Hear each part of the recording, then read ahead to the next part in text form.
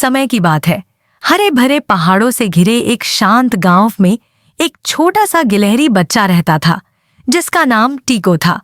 टीको अपने परिवार में सबसे छोटा और पूरे गांव का सबसे नन्हा जीव था। जहां बाकी जानवर ऊंचे पेड़ों पर चढ़ते और जंगल में खेलते, वहीं टीको अक्सर अपने बिल के पास ही सिमटा रहता। वह थोड़ा संकोची था और विशेष रूप से अंधेरे जंगल से डरता था।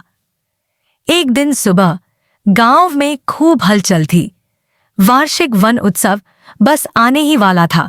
सभी जानवर सजावट कर रहे थे, स्वादिष्ट पकवान बना रहे थे और एक बड़ा मंच तैयार कर रहे थे। टीको भी मदद करना चाहता था, लेकिन वह असमंजस में था। मैं तो बहुत छोटा हूं, भारी चीजें कैसे उठाऊं? उसने धीमे से कहा। और अगर मैंने कुछ बिगाड़ दिया तो? उसी समय उसका मित्र मिमो खरगोश घबराहट में दौड़ता हुआ आया। टीको, मेरा छोटा भाई नीनो जंगल में फूल तोड़ने गया था, लेकिन अब तक नहीं लौटा। मैं बहुत परेशान हूं, मिमो रोते हुए बोला। टीको का दिल तेजी से धड़कने लगा। वह जंगल बहुत बड़ा और अंधकारमय था और वह उससे डरता था। लेकिन जब उसने मिमो की आंसू भरी आंखों को देखा तो उसने सोचा, अगर नीनो को कुछ हो गया हो तो, अगर वह खो गया हो तो।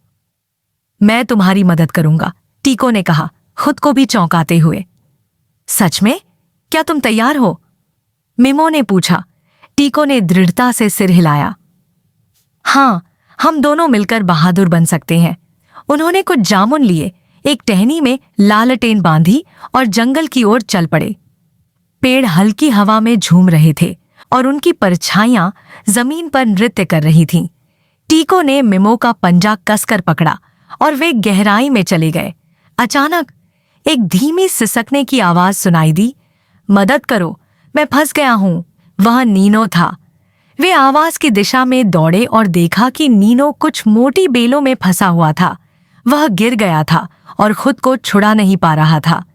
चिंता मत करो नीनो, टीको बोला, हम तुम्हें बाहर निकालेंगे।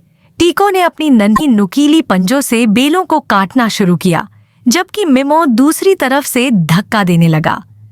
कुछ ही देर में मेहनत रंग लाई और नीनो आजाद हो गया। तुमने मुझे बचा लिया, नीनो ने आंसुओं में मुस्कुराते हुए कहा। टीको मुस्कुराया। हमने मिलकर यह काम किया। जब वे वापस लौटे तो टीको ने देखा कि अब जंगल उसे उतना डरावना नहीं लग रहा था। चांदनी में पत्तियां चमक रही थीं और दोस्तों के साथ लौटने का रास्ता गर्मजोशी से भरा हुआ था। अगले दिन उत्सव में मिमो ने सबको टीको की बहादुरी की कहानी सुनाई। सारे जानवर तालियां बजाने लगे। तुम आकार में भले ही छोटे हो, बुद्धिमान बूढ़े उल्लू ने कहा, पर तुम्हारा दिल साहस से बड़ा है।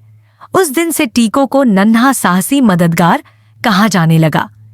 वह अब भी कभी कभी डरता था, लेकिन उसने कभी भी सही काम करने से डर को आड़े नहीं आने दिया। और इस तरह टीको ने सीखा कि साहस का मतलब निर्भय होना नहीं है, बल्कि डर के बावजूद दूसरों की मदद करना ही असली बहादुरी है।